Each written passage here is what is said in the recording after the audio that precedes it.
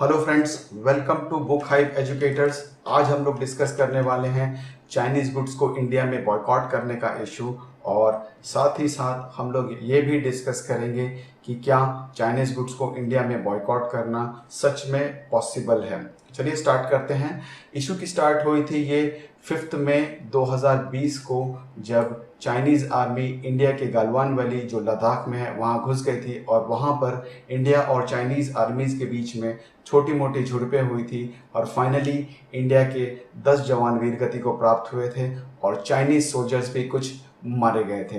अब देखने वाली बात यह है कि इंडिया बहुत ही हैविली रिलाई करता है चाइनीज़ इंपोर्ट्स पे, वहाँ चाइना इंडिया के इंपोर्ट्स पे उतना हाईली रिलाई नहीं करता। और एक बात यह है कि इंडियन यूनिकॉर्न्स जो हैं, जो स्टार्टअप्स हैं जिनकी वैल्यूएशन जो है $1 बिलियन से ज़्यादा है, वो भी काफ़ी हैविली डिपेंडेंट है चाइना के इन्वेस्टमेंट्स पे।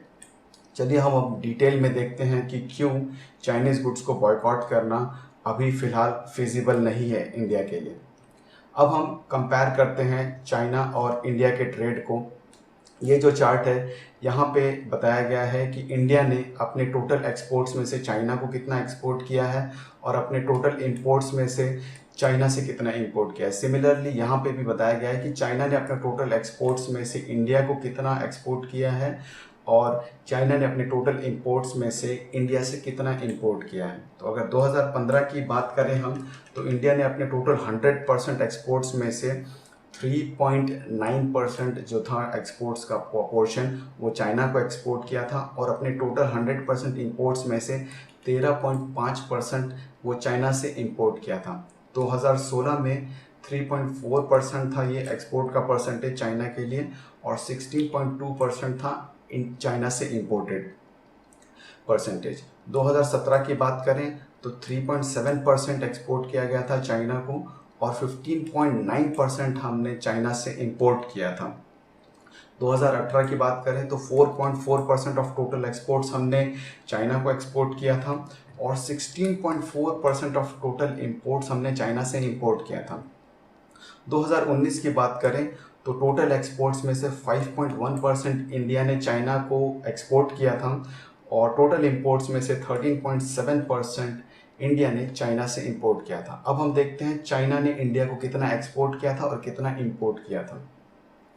तो 2015 में चाइना ने अपने टोटल एक्सपोर्ट्स में से 2.6% का जो एक्सपोर्ट का पोर्शन है वो इंडिया को किया था, और सिर्फ 0.8% उन्होंने इंडिया से इंपोर्ट किया था। 2016 में 2.8% उन्होंने इंडिया को एक्सपोर्ट किया था, और सिर्फ 0.7% उन्होंने इंडिया से इंपोर्ट किया था।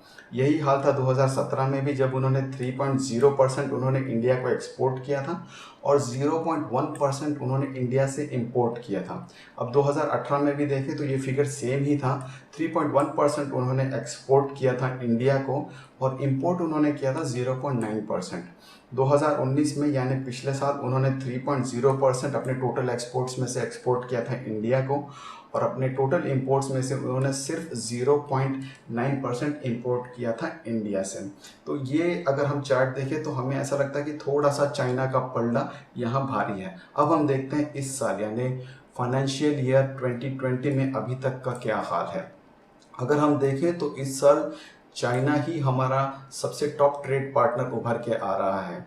अभी फरवरी तक इंडियन गवर्नमेंट ने फिगर्स रिलीज़ किए, उसके अकॉर्डिंगली अगर हम देखें तो हमारे जो टॉप 3 कंट्रीज़ हैं जहां से हम इंपोर्ट कर रहे हैं, उसमें चाइना ही है टॉप पे, जहां से हमने 14.09% अभी तक अपने टोटल इंपोर्ट्स में से इंपोर्ट कर लिया है। और अगर हम हमारे टॉप 3 कंट्रीज़ देखें जहां पे हम एक्सपोर्ट कर रहे हैं, तो उसमें भी चाइना जो है 3rd पोजीशन पे आ रहा है, जहां पे 5.33% हमने अपने टोटल एक्सपोर्ट्स में से चाइना को एक्सपोर्ट किया था। अब हम देखते हैं वो प्रोडक्ट्स इंडिया के जो हाईली डिपेंडेंट हैं चाइना पे इंपोर्ट्स के लिए। जैसे अगर आप देखिए ये व्हीकल एक्सेसरीज़ हैं इंडिया के, तो उसमें 80% जो माल है वो चाइना से इंपोर्ट हो रहा है।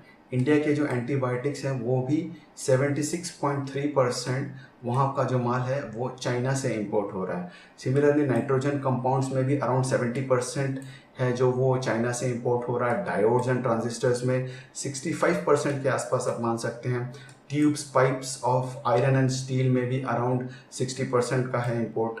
इलेक्ट्रिक एक्यूमुलेटर्स में इंपोर्ट है अराउंड 60% का, 58-59% का। एलसीडी, एलईडी, ओएलईडी पैनल्स जो टीवीज में यूज़ करते हैं उसमें भी अराउंड 50% का इंपोर्ट है। पेस्टिसाइड्स और इंसेक्टिसाइड्स में 50% का इंपोर्ट है। डाटा प्रोसेसिंग एंड मशीन्स में 45% का इंपोर्ट है। एसीज एंड फैंस में अराउंड 45% का इंपोर्ट है। मिनरल एंड केमिकल फर्टिलाइजर्स में भी अराउंड 45% का इंपोर्ट है। एयर एंड वैक्यूम पंप्स में भी अराउंड 45% से थोड़ा कम का इंपोर्ट है। और ऑडियो विजुअल इक्विपमेंट की बात करें तो उसमें भी अराउंड 40% से तो ज़्यादा ही इंपोर्ट है। और फाइनली अगर हम देखें तो जो इलेक्ट्रिकल पार्ट्स है जो फ़ोन्स में यूज़ होते हैं उसमें भी 40% से ज़्यादा इंपोर्ट है। अब हम देखते हैं चाइनीज़ इन्वेस्टमेंट्स हमारी कौन कौन सी जो टॉप यूनिकॉर्न कंपनीज़ हैं उसमें कितना कितना इन्वेस्टमेंट है। यूनिकॉर्न कंपनीज़ वही हैं जिनकी वैल्यूएशन $1 बिलियन से ज़्यादा है। अब देखते हैं जो इंडियन कंपनी है स्नैपडील, स्नैपडील में $700 मिलियन चाइनीज़ इन्वेस्टमेंट है। ओला जो हमारी कैब सर्विस है उसमें $500 मिलियन है चाइनीज़ इन्वेस्टमेंट। स्विगी में भी $500 मिलियन है। पेटीएम में भी 400 मिलियन है। पेटीएम में, फ्लिपकार्ट में $300 मिलियन है। बिग बास्केट में अराउंड $250 मिलियन हम मान सकते हैं। जोमेटो में $200 मिलियन है।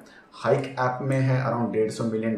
पेटीएम मॉल में भी $150 मिलियन है। तो अब देख रहे हैं पेटीएम में अलग से इन्वेस्टमेंट है और पेटीएम मॉल में भी अलग से इन्वेस्टमेंट है। तो यहाँ है 400 और यहाँ है 150, अराउंड $550 मिलियन आप डॉलर्स मान सकते हैं आप इन्वेस्टमेंट पेटीएम में। ओयो में $100 मिलियन, उड़ान में $100 मिलियन, बाइजू में अराउंड $50 मिलियन और डिलीवरी में भी कुछ इन्वेस्टमेंट है चाइनीज़। अब हम देखते हैं कि जो हमारा जो डिजिटल इंडिया जो एम था भारत को करने का वो कैसे हिट होगा अगर हम चाइनीज़ मोबाइल ब्रांड्स को अगर हम बॉयकॉट करते हैं। हम देखते हैं चाइनीज़ ब्रांड्स ने अराउंड 72% जो है इंडिया का मार्केट कैप्चर कर रखा है 2019 में, जो कि 2018 में सिर्फ 60% था। ये जो बीबी के ग्रुप है जो पेरेंट कंपनी है ओप्पो, वीवो, रियलमी और वन प्लस का, इसका शेयर है इसमें से 37%। और जो जियोमी है रेडमी और पोको के साथ इन्होंने 28% इन्होंने मार्केट कैप्चर कर रखा है। वहीं पे इंडियन ब्रांड्स जो है माइक्रोमैक्स, इंटेक्स, लावा और कार्बन, जिनको फेमसली मिल्क भी कहा जाता था, उनका हम शेयर देखते हैं सिर्फ 1.1% है माइक्रोमैक्स का, इंटेक्स का 0.1% है सिर्फ, लावा का 1.2% है और कार्बन का 0.2% है, जो कि हम मान सकते हैं कि ना के बराबर है।